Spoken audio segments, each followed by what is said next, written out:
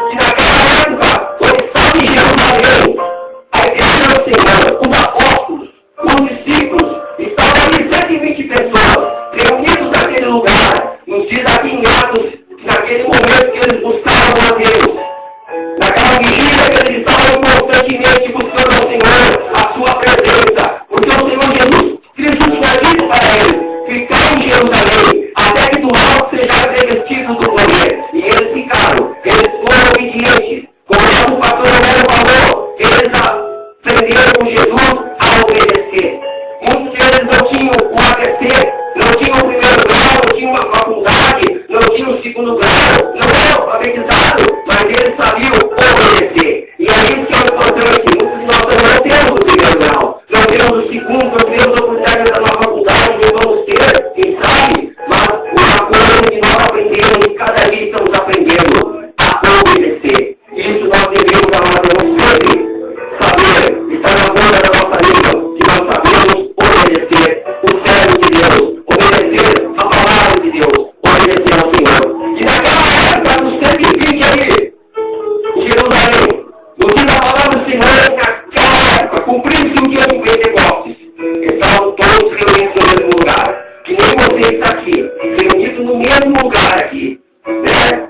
Naquela época, estavam todos no mesmo lugar, e de repente vem do céu um som como de um vento veemente e impetuoso, encheu toda a casa que estava sentada, que nem você aqui estamos presenciando aquele momento. E naquela hora foram vistas por eles línguas repartidas como que de fogo, a qual pousaram sobre cada um deles. E todos foram cheios do Espírito Santo, e começaram a falar em outras línguas, conforme o Espírito Santo lhes concedia que falassem. Amados irmãos, me diz a palavra do Senhor, que eles começaram a falar em língua estranha.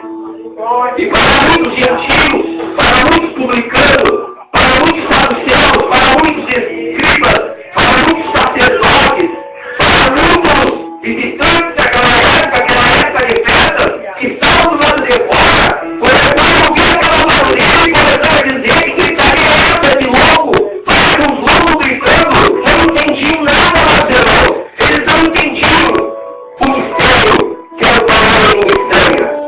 Mas cada crente falava em língua estranha, quem falava com Deus. Se não intérprete, se não pega o céu com a palavra de Deus para interpretar aquela língua estranha, ninguém poderia entender. Como nos nossos dias de hoje, quando alguém fala em língua estranha, se o meu irmão vivo fala em língua estranha, e não tem alguém para interpretar a igreja, nós todos ficamos sem ter conhecimento do que ele está falando. Mas ele fala com Deus. Ele ora com Deus. E Deus entende que ele está orando. Mas nós ficamos com um pouco de derrubação em cima da nossa cabeça. O que será que ele está falando? Uma língua diferente? Uma língua. Quando Deus levanta um profeta no meio do seu povo, ou levanta uma profeta, para nós irmãos entregar o discernimento, entregar a revelação daquela língua estranha, ela traz um novo linguajar. Ela traz, ela não interpreta no nossa língua, que é o português, e nós entendemos o que Deus está falando para a igreja, o que Deus está entregando para o seu povo, o que Deus está falando conosco. Também, meus irmãos, sobre a palavra mistério. Em 1 Coríntios, capítulo 14, versículo 2, nos diz o apóstolo Paulo, porque o que fala língua estranha, o que fala língua desconhecida, ele não fala aos homens, senão a Deus. Porque ninguém entende, porque ele fala em mistérios. Então, meus irmãos, ninguém entende, porque ele está falando em mistérios com Deus. A não ser que não é um intérprete para interpretar a igreja. E muitas vezes é um recado de Deus para a nossa vida. É um recado de Deus para o seu povo. E no momento que nós temos intérprete, o intérprete, nós temos o nosso entendimento, temos o nosso conhecimento. E nós ficamos sabendo o que é que Deus quer nos entregar. E glorificamos ao seu nome. E o louvamos e o exaltamos. Graças a Deus. Nos diz a palavra do Senhor também, amados irmãos. O apóstolo Paulo então dizendo que eis que vos digo um mistério. Na verdade, nem todos dormiremos, mas todos seremos transformados. Nem todos haveremos de dormir, amados irmãos, porque o crente ele dorme.